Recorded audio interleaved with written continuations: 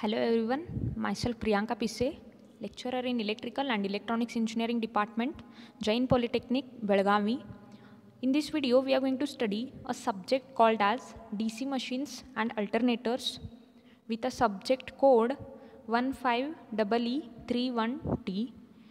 In this video, we are mainly concentrating on first unit, DC generators, its construction and its working.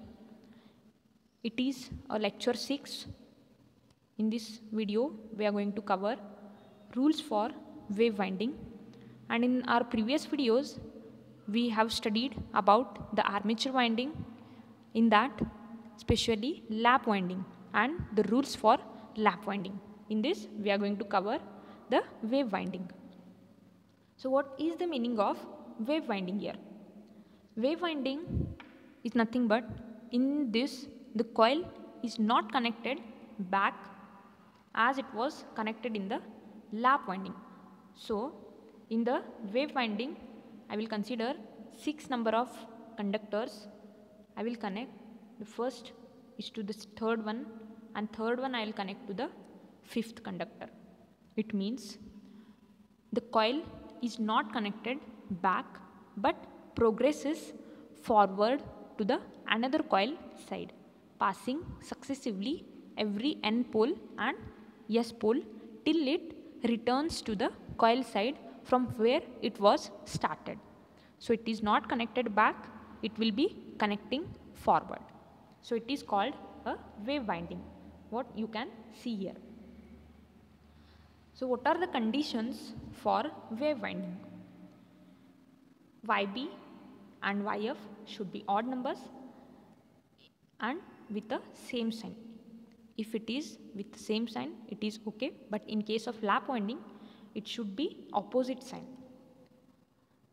Back pitch may be equal to YF or they differ by 2 in case of wave winding, but in case of lap winding, YB and YF should differ by 2. Resultant pitch should be equal to YB plus YF. Both YB and YF should be nearly equal to the pole pitch. The average pitch is equal to Z plus or minus 2 divided by pole. Number of parallel paths are equal to 2. It is not depending on the number of poles. In case of lap winding, the number of parallel paths are equal to the number of poles.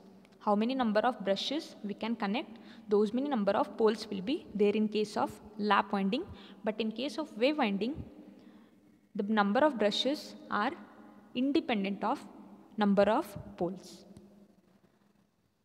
So what are the difference between lap winding and wave winding? As we know that number of parallel paths are equal to the number of poles in case of lap winding, and in case of wave winding, number of parallel paths are equal to 2. In case of lap winding, it is preferred for high current and low voltage applications because number of parallel paths are more in case of lap winding, so it is preferred for high current applications. And in case of wave winding, number of parallel paths are only 2, so low current and high voltage applications. Normally, lap windings are used for generators capacity more than 500 amperes and wave winding is used for generators capacity has less than 500 amperes. And lap winding is known as parallel winding, wave winding is known as series winding. So the number of brushes which are required in case of lap winding is equal to the number of poles. In case of wave winding, number of brush required is equal to 2. I hope you have understood all the concepts which are cleared in this video. In next video, I'll come up with the EMF equation of DC generator. Thank you.